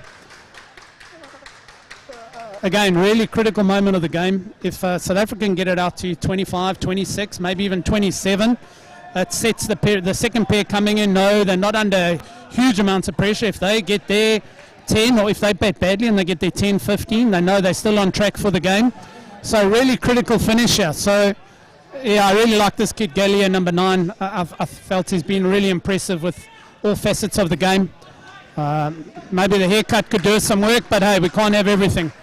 But let's see how we go here. Good comeback here from Croshaw and Eckhard Labbe after losing that wicket in the second over. They've come back really strongly together, put up 18 runs, and like Martin said, another about 5 or 6 runs here on the total will help South Africa put up a good platform over here. And Gallia has been impressive. Young lad with some serious line and length. He's been very consistent with his bowling. It's a third ball situation over here. Gallia's got the ball in his hand. Eckhard Labbe to face that. This is going to be a crucial moment in the game. Well played there by Eckhard Labbe. That's 2 runs on the offside. And South Africa have reached that comfortable score of 20, Martin over. What was interesting there is he came straight down the wicket, didn't look for the big shot. He just came to say, you know what, I'm not going to go out here. And that's a critical thing. Don't lose wickets in key times. Big 3 balls here for both countries. Great in swinger, inside edge. If the batsmen had been on their mark, they could have scampered through there. But again, no risk cricket and wins you test matches. Martin paused that boundary from Eckhard Labbe on the bowling of Holly Green. They've come back really strong, right? They've got that ball in the middle of the bat, and since then, that is schoolboy cricket. Punch straight down the ground, deflected of Gallia's hand. Holly Green was blinded over there, and that resulted in a 5. Those are really lucky runs for South Africa, and this is what is going to matter when it goes down to the 14th and the 15th over. Good boundary over there. Another good shot there from Eckhard Labbe, and South Africa are up to 29. So for me, the 5 was an absolute momentum changer because there was a bit of luck that was required. But the 4 was a beautiful cricket shot. He showed positive intent, foot down the wicket, hit it on the up, and you can just see the excitement here for the South Africans. As I said to you, in big games, that's where you want your senior players to step up. And Eckhard Labbe is definitely one of the seniors in the side. Martin, again, you know, we're going to go back to the same point. When you've got Nav Patel in your team and you have put up a total of 70 runs, you want to attack from ball from the first over itself. Why have they not brought him in, and they've held him back, and they've given us South Africa a start of 29 runs? This is probably going to they're going to probably save him for the pair that is going to be a lot more vulnerable under pressure. Aman's back in the commentary box. Aman. Yes, what a start, chasing 71, and this is a dream start here given by Eckhard Labbe and Ian Croshaw. 29. Suddenly they just need 42 in 3 pairs. And Brazier in the attack now. It's a leg side one. That was a close one there. That was inside the wide line, it seemed. Yeah, look, all you want as a cricketer is you want consistency. I think he was calling the same for both sides. It actually wasn't a wide, but you know what? You've got to deal with what's given in front of you. And as long as umpire's consistent for both sides, that's all you can ask for. So this is a massive over here for Philly. I think if he imposes himself, we'll see something really special here. That's not great, but you know what? Get through for the single, up, down, gave himself some time. He needs to sharpen up on the calling here, but these are 2 great batsmen. It's just all to be about how they handle this pressure situation. Right, and that is what WICF expects as well with the umpires, to have consistency. If he's called it wide for the first batting team, he should be consistent in the second innings as well.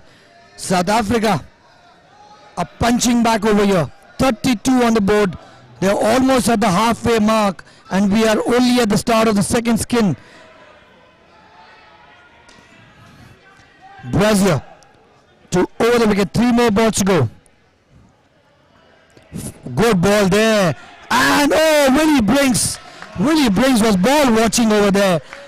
He's coming back from an injury, Martin. How difficult is it for a person to come back from an ankle injury and be in such a pressure situation? Look, it's not a long tournament. 7 games in a pressurized environment is a lot. But as you know, in a World Cup environment, you're normally playing 12, 13, 14 games. It's not a great wicket. Came off the bottom of his elbow onto the wicket. It's really critical here that the South Africans don't go into their shells again. As we saw in the first pair, they start off quite slowly and play within themselves. What they actually need to do is just express themselves a lot more. Feel the freedom to strike the ball. Great nut, great line by the English bowlers there. Need a response. Peach of a delivery there from Brazier. Was on the stumps, on the money. Goes to Willie Brinks.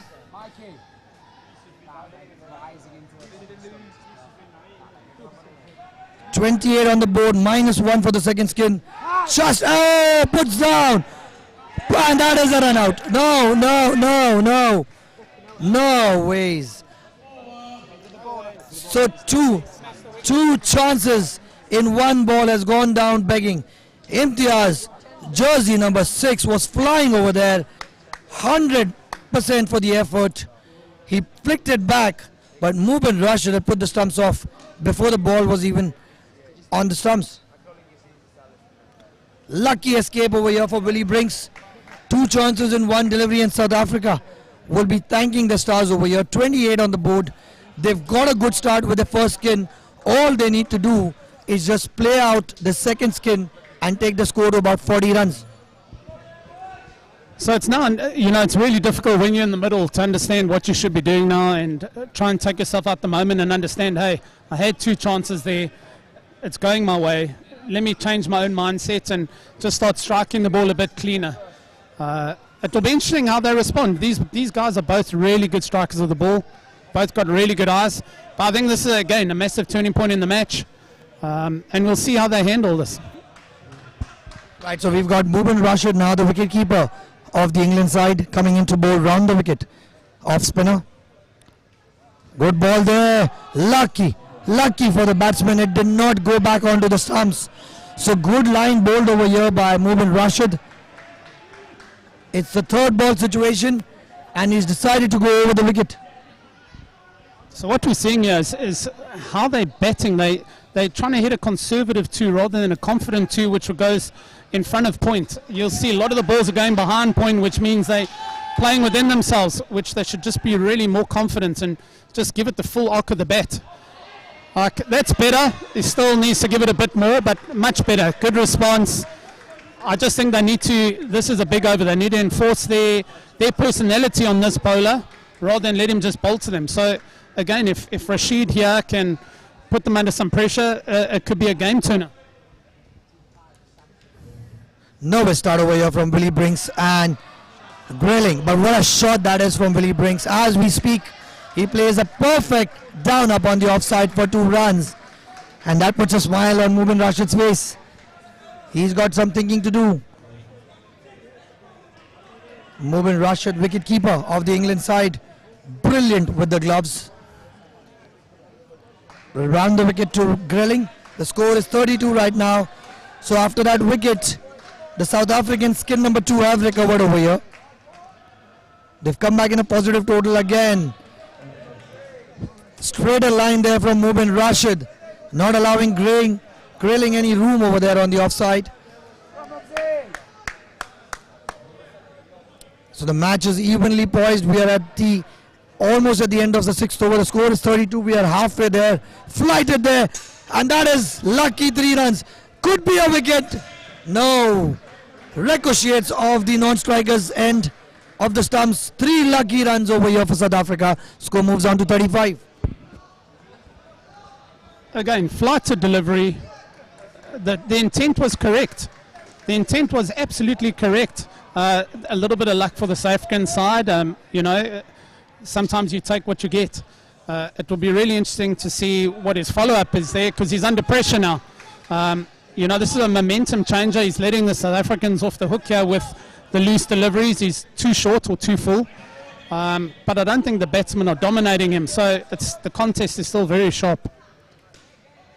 You see there again, hitting too square. Instead of trying to punch it through the covers or through the offside and mid-wicket, they just need to change their mentality of where they want to hit the ball. So good comeback over here from South Africa. The England team did pick up a wicket in the 5th over, but the 6th over has been dry from the England's perspective. 6 runs is the total score of the second skin, and Bart Shot has been given the ball once again, and probably Anish has seen that both these batsmen have been tentative, and spin has been introduced in all 3 overs.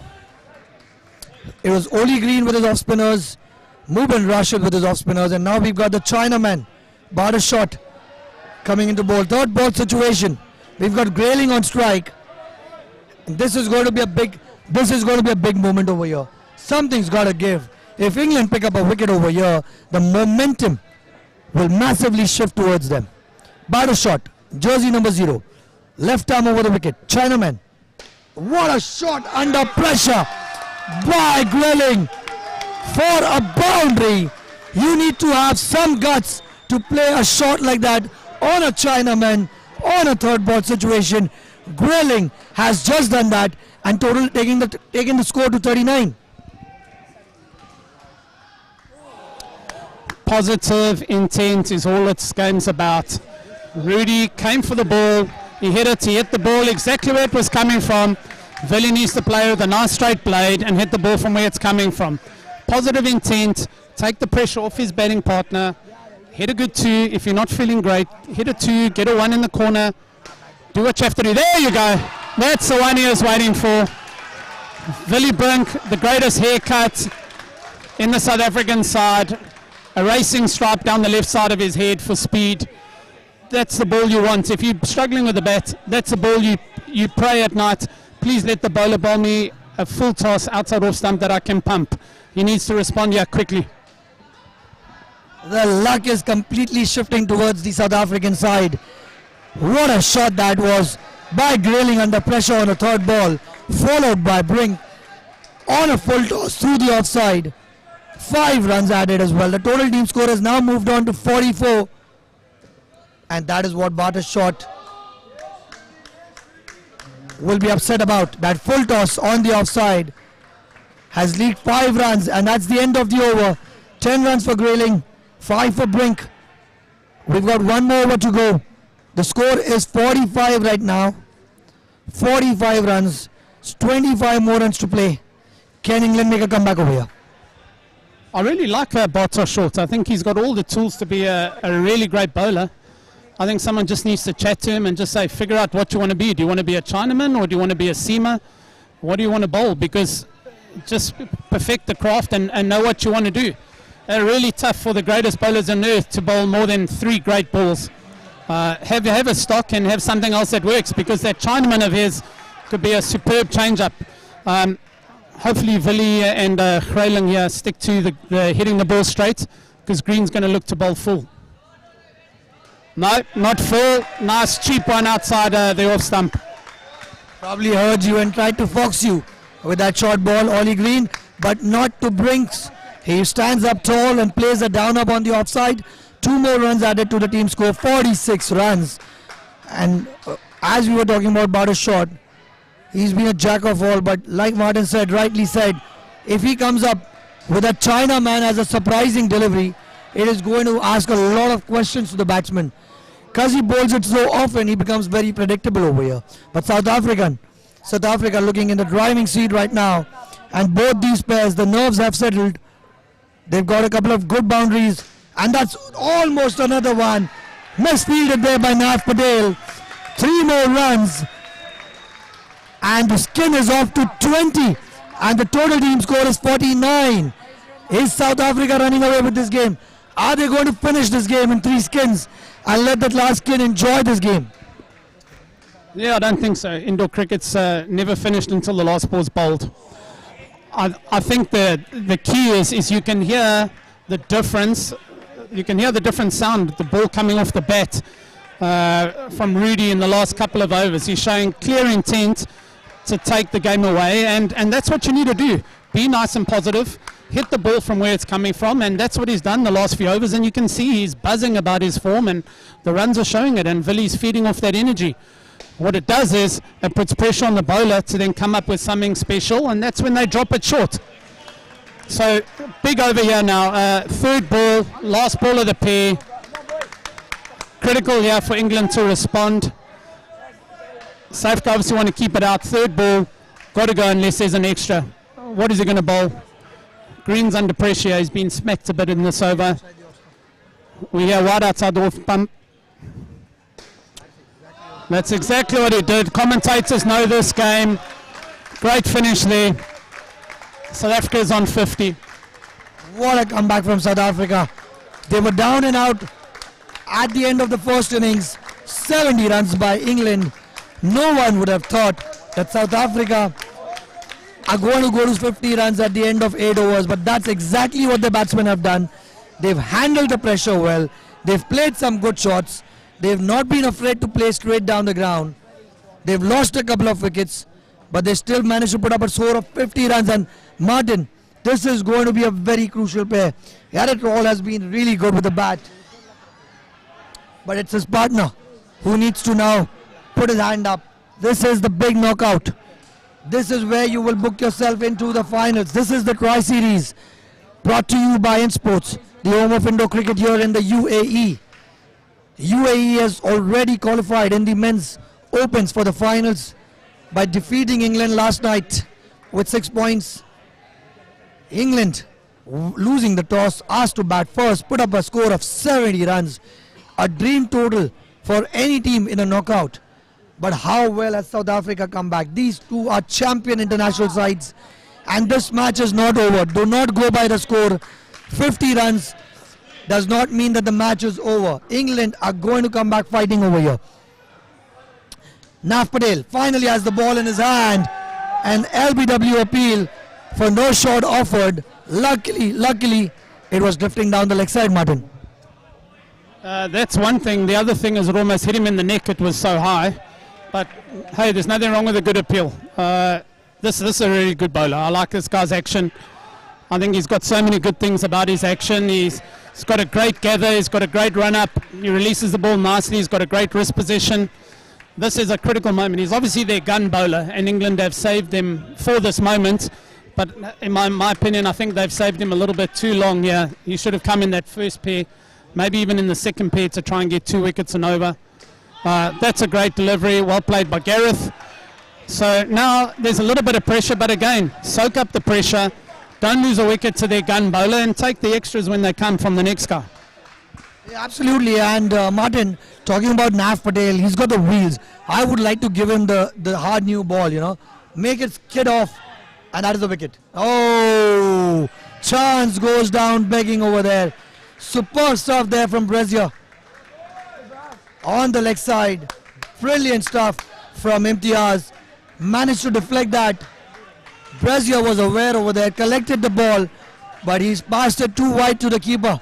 Lucky escape over here for South Africa. The score's moved on to 52. Nav Patel, and that's exactly what Martin said, that play out their gun bowler and then wait for relatively easier bowlers to come through so that you can start rotating the strike. But Nav has got some serious pace. He's thin, he's tall, he's fit, and he's got a great action. Another good ball there off the legs of the batsman. A third ball situation over here. Just 2 runs conceded by Nav over here. Yeah, I like the attitude from Patel. He's buzzing, he's coming hard, he's trying to G up his team. I think the greatest way to G up your team is taking a wicket, and as the gun bowler, that's what they would have expected. Running down the wicket, having a shout, it's all good. He's trying to change momentum and trying to get in the batsman's mind. Well played there by the South African boys. It's a gun bowler. Gareth Raw got behind the ball so nicely, great technique, plays the ball late underneath his eyes. Yeah, so England captain now to go through. I really like this kid's temperament. I think he enjoys the game. He plays within himself. He gets his eyes over the ball. There we go. No ball +2. Chance of a run out there if he had struck. 4 runs. Beautiful. Yeah, the good part about Anish is he's played the cricket games for so long. He's not your quickest of the bowler, but he's got a great mind and he keeps it full. And he's got the natural in-swinger, you know. Though he starts off with a ball which was pitched outside the playing area. 4 runs over there for South Africa. The score has moved on to 56. But Anish is the kind of a bowler who can pick up wickets because he's got that nagging line, and it creates, you know, the batsman wants to play him straight, and that is what he thrives on. Third ball situation there. Anish Patel got the ball in his hand. We've got Cornea on strike. This is going to be a big moment. Martin, I'm calling it a big moment. He's coming down the wicket. That's what Martin calls it. It's going to be wide outside the off stump. And that is exactly what. And Mubin Rashid, son, what have you done? He's been a top wicket keeper in this tournament. But when the pressure is on, is when you need to stand up. And the chance goes down begging over here for England. Scores moved on to 57. England is creating pressure. They just need to convert that. What a top shot there by Gareth Roll. What an all-rounder he has been for South Africa. A leg spinner, a perfect batsman. What a beautiful down up on the leg side for 2 more runs. The scores moved on to 29. We're just 11 away.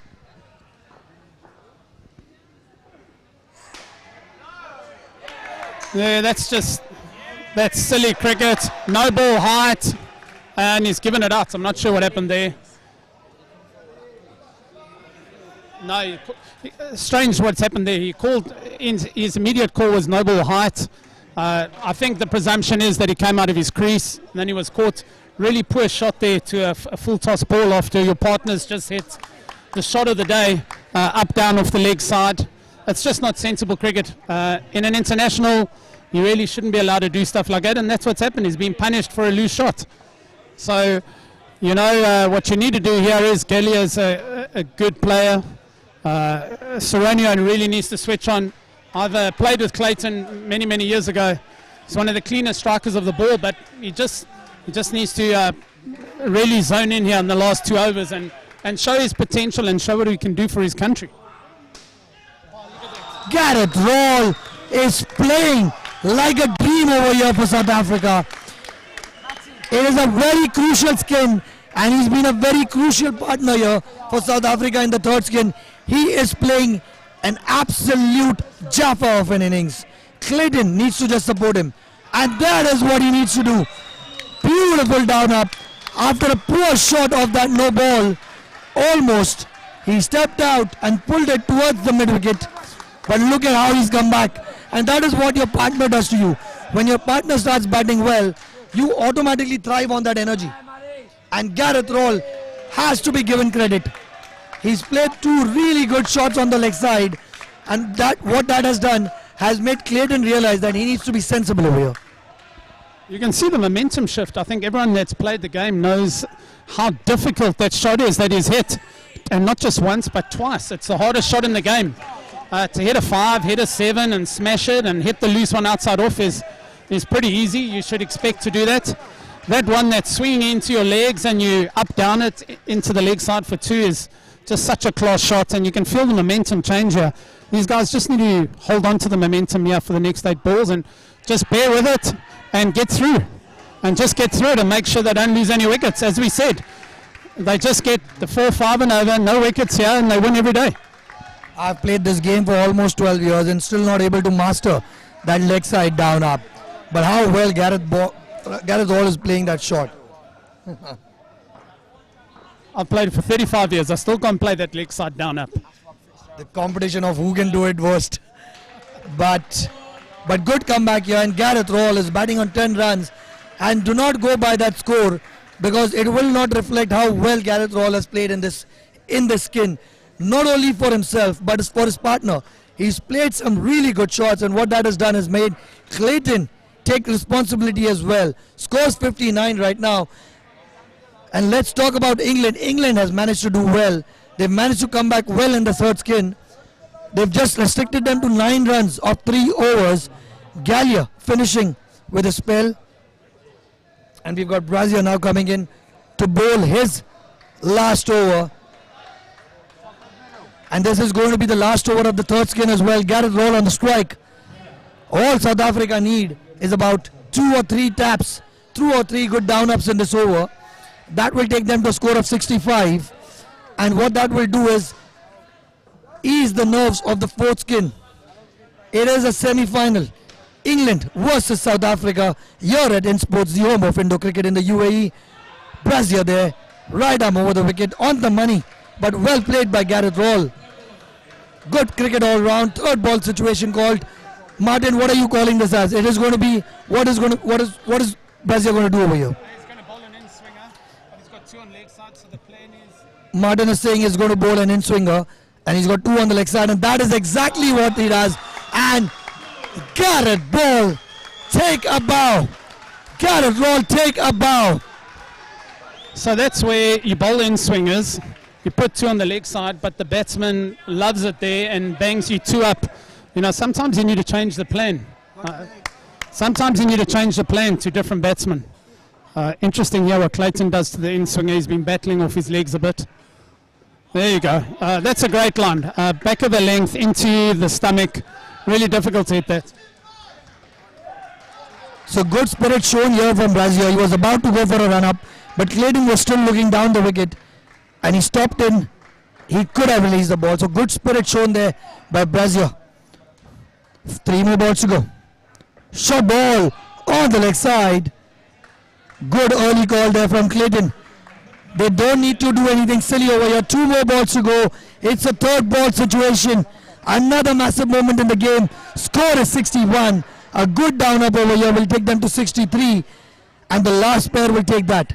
Brazil, 2 more balls to go. It's a third ball situation. We've got Clayton on strike.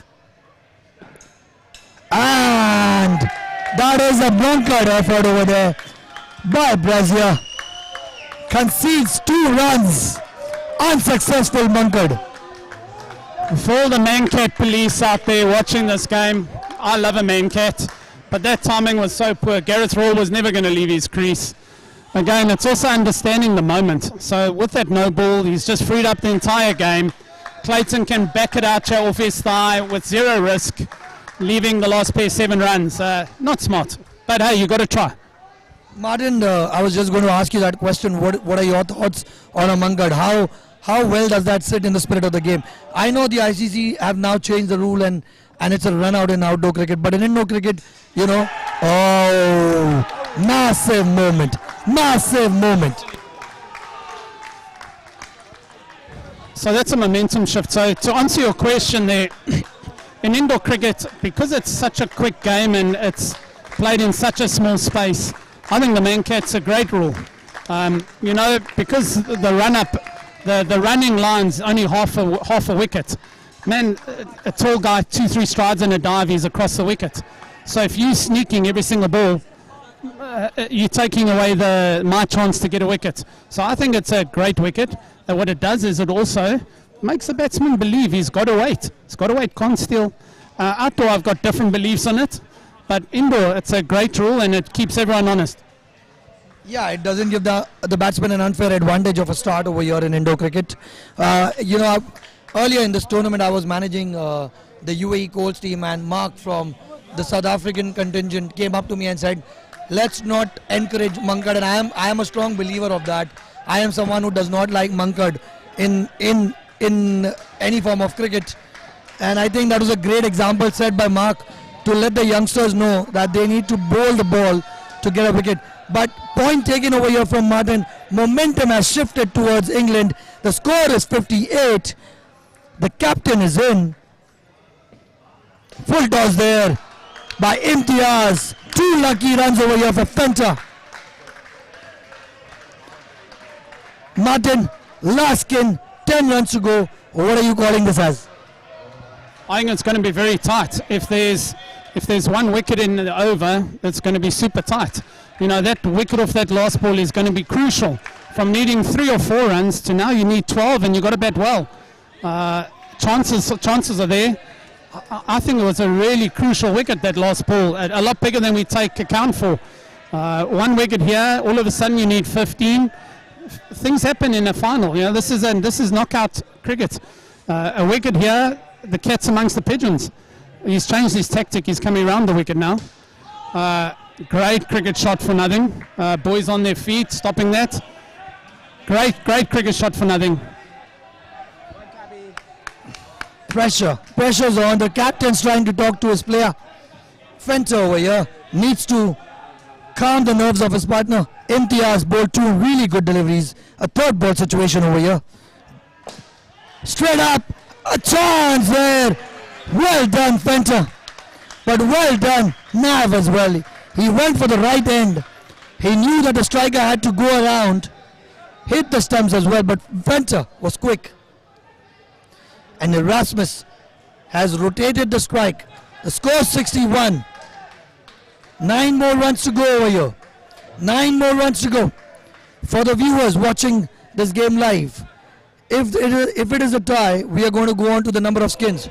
Right, Martin? And if the skins...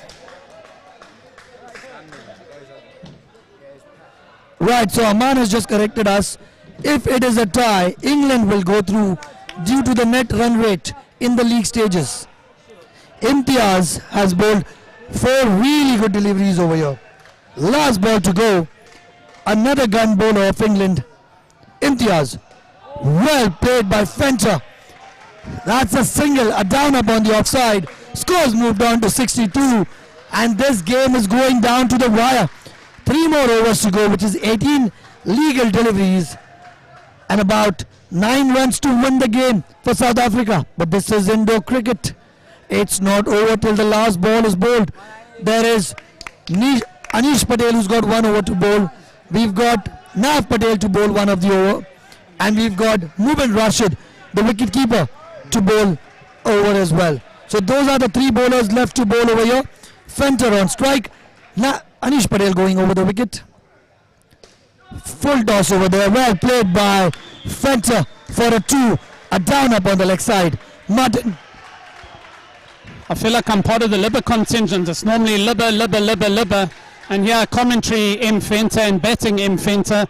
No relation. He's a much better looking guy than I am. But yeah, this is a critical junction of the game. Anish he's basically tempting them to have a go. I think he knows that if they have a go and get it wrong, there's a wicket.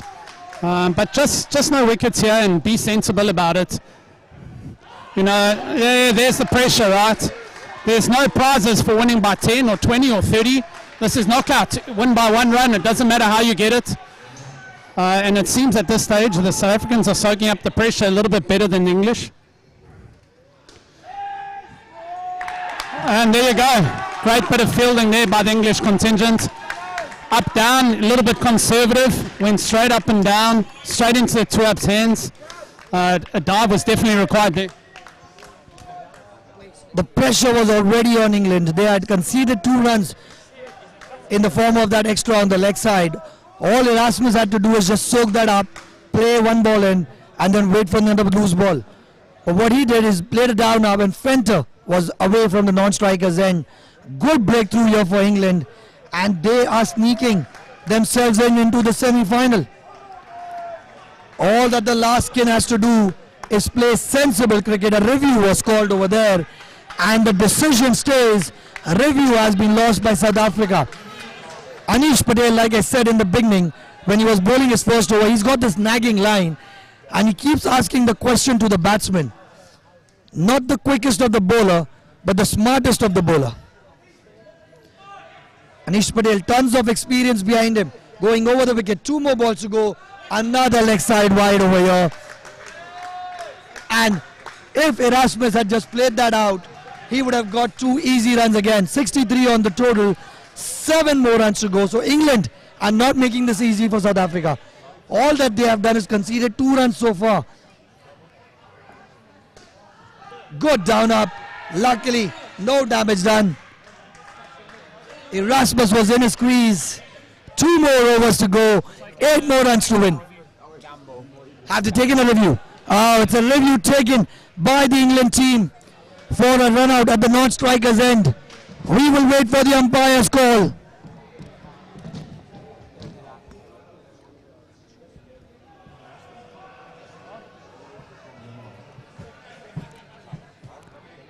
The score is 6-3. It's a review called by the umpire, by the England side. The original decision by the umpire is not out. Will this be overturned?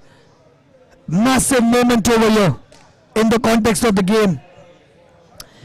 The not out given by the umpire. So Rasmus will start breathing slowly over here now. 2 more overs to go. 8 more runs to score. 12 legitimate deliveries. And the ball has been thrown to the gun bowler, Nav Patel. Can Nav pick up a couple of wickets over here and get England right back in the game? This is going down to the wire. Stay glued on, do not go anywhere. There is drama left to unfold. Nav Patel has got the ball in his hand.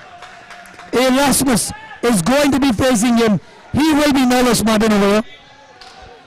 Yeah, he will be, but I think the pace will help him a bit. He looked really unsettled against the England captain, the slower delivery. I think he'll probably prefer the pace. It's well played. Nothing wrong with that. It's just about, the problem is when you're chasing a small target as the last pair, you're not quite sure how to approach it, and they're saying no wickets. But the minute you say no wickets, you go into your shell and you don't express yourself, you're not playing your own personality, and that's allowed England to stay right in this game. Big ball. He didn't have the ball there. I like this back net. I think he gets around the court really, really well. That's just such a pressure release. I don't know why he'd be coming right on round. Exactly, strange tactics over here from Nav. He's brilliant from over the wicket. It's probably the pressure, or probably they've done their homework. Nav is going around the wicket. It was a third ball situation. A wide call by the umpire of the leg side.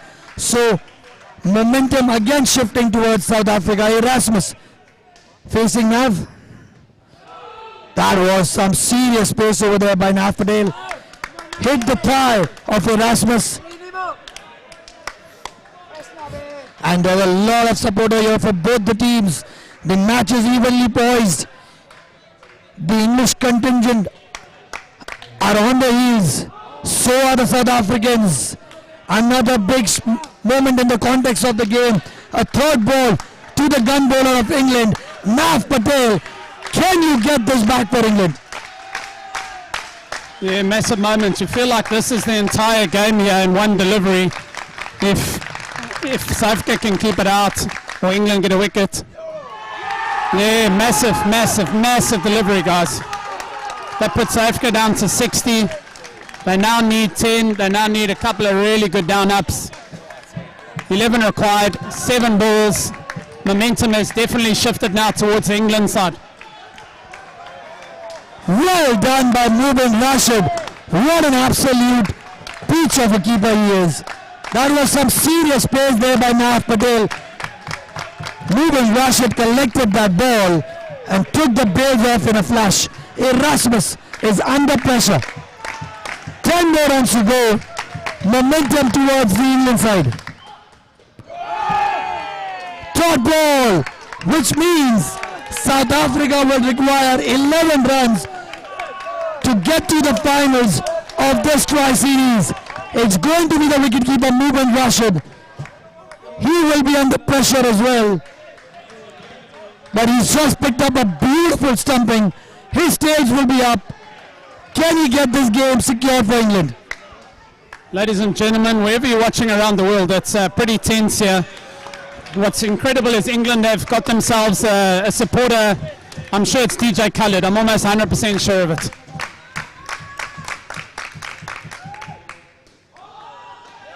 Great up down, and it's out, and it's out. He didn't run straight away. Ball watching, easy two. Ball watching, and I think that's going to be the game. it's now a really big challenge. They're going to have to go after him now. 16 required of 5 balls. It was a great shot. Easy 2. Non-striker was ball watching. They're not watching each other. Yeah, tough situation. See what they're made of now. 16 to go. The English fans on their feet. The whole game has changed. And I go back to saying that last ball of the third pair was the entire game. Absolutely, in the context of the game, 16 more runs for South Africa to do this. 2 more runs here from Fencer, again ball watching. Erasmus there with the down up on the outside. 4 more balls to go. All moving Rashid needs to go is ball 4 legal deliveries. 4 legal deliveries over here. The score is 57 right now. 4 more balls to go. Fencer on strike. Can he go for a big one? Fencer over here. Comes down the wicket. That is a wicket. What a catch by Gallier. What a catch by Gallier in the context of the game. What a beautiful catch over there. South Africa will be dejected. 3 more balls to go. 19 runs to get. This is in the bags for England. It is going to be UAE versus England tomorrow. I'll say it again for the 4th time. That last ball of the third pair would have left South Africa only needing 3 runs. Changed the entire game. Just such poor cricket. Just so disappointing to watch. But, you know, you live and learn. This is a young side. They'll get through it. They'll figure out what they need to do. They'll learn from this. I think it's incredible for this English side. You know, defending 70. Underneath the absolute pump, 50 after 8 overs, and to defend it, it's been an incredible game. 2 sevens also will not do the job over here. That is a wicket there for Mubin Rashid. Wicket there for Mubin Rashid. South Africa are out of the tri-series. It's going to be England versus UAE tomorrow night here from court number 4 at 4 p.m. We are going to be bringing you scenes live. This is the Tri-Series brought to you by Siraj Finance, held at the Insportz Club, the home of indoor cricket here in the UAE. It's the last ball. Flighted. And finally, Gallier. He's taking the difficult ones and he's put down the easy one. South Africa lose this game. The total team score is 51 against 70. It is going to be England versus England versus UAE tomorrow night at 4 p.m. from court number 4. Martin, thank you so much for your kind words and your company in the com box. We are going to see you tomorrow live. It's going to be Amanullah Siddiqui who's going to be bringing you the match live. Probably with Martin as his co-host. We'll see you tomorrow at 4 p.m. Good night and God bless.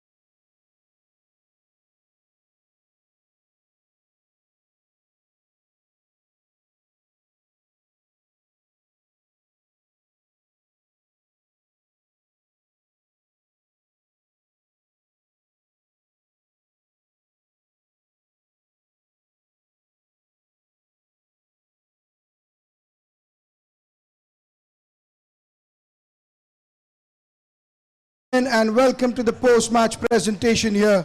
The Siraj Finance presents the Dubai Tri-Series 2022. And what a drama we had here in the third semi-final between the South Africa men's and the England men's. At one point of time, it looked like that South Africa would run away with it, but England making a strong comeback in the end, winning this one. And can I now invite the captain of South Africa, Mandis Venter, to come up and have a few words with us. Hard luck, Venter. You tried your best, but you could have asked nothing from the first two pairs, chasing 71 to give you a start of 50. That is a dream start in any match. Definitely, and I think it speaks to how well they handled the pressure up front. They set a good base for us. We should have capitalized on that base. Could have been more proud of the first four. They really batted extremely well. So what is your take from this tournament? With the World Cup coming in October, so what is your take from this whole series? So much. From the 12 players, we had 9 debuts. So it's a very young squad. We learned so much from each individual, from the team as well. It's not a lot of teams that can stick together the way we did through all the tough times, through all the losses. And then ek wil net vir die mense by die huis sê dankie vir die ondersteuning. Ons waardeer dit baie en ons sien dit raak. I only learned the word lekker, so I'm just going to say that. Thank you, Mandis. You've led the team well, and hard luck tonight. Now, can I invite the winning captain, Anish Patel? Can we just zoom in on the smile that Anish has? Anish, what a performance. At one point of time, you looked down and out. 65, they've almost reached the target, but what a comeback by your boys. Unbelievable comeback. I mean, it's a good group of lads. We were in that huddle saying, believe. It just takes one wicket and we've got to keep fighting, and the boys brought it. They fought every single ball. I also appreciated your strategy today. That fourth skin has been troubling you. In the previous game, you were 55 after 12 overs and you ended with 40. But you as a captain decided to come in fourth pair because usually you're batting in the second or the third pair. So that's some good stuff from a leader, in the leader's point of view. I wouldn't give myself the credit. We've got a brilliant leadership group in this team. We came up with a good game strategy for this and we executed it well. So what's the plan for UAE tomorrow?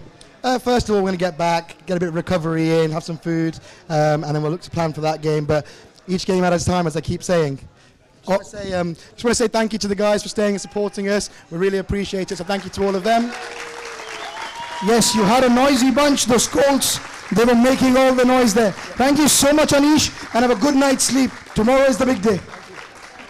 Now, can I call upon Mr. Mohammad Saifi from Al Shab Electronics to come and give us the award for the man of the match, and he's made it a habit to become the man of the match. He's none other than the next captain of England, I think, Nat Patel.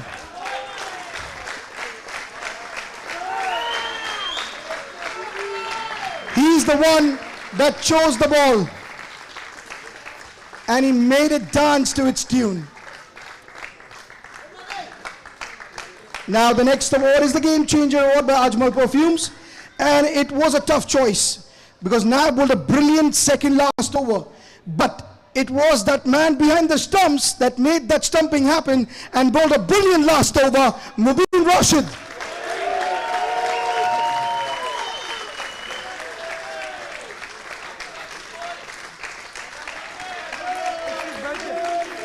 It's also his birthday. What a birthday gift. Happy birthday to you. Also Anish's wedding anniversary. It's also Anish's wedding anniversary, so happy wedding anniversary, Anish. Hope your wife's watching this. That's it, ladies and gentlemen, from the center. Tomorrow is the grand finale of this first ever Tri-Series, and we hope you're all going to be here because it's going to be a festive affair. Good night, take care, and we shall see you tomorrow.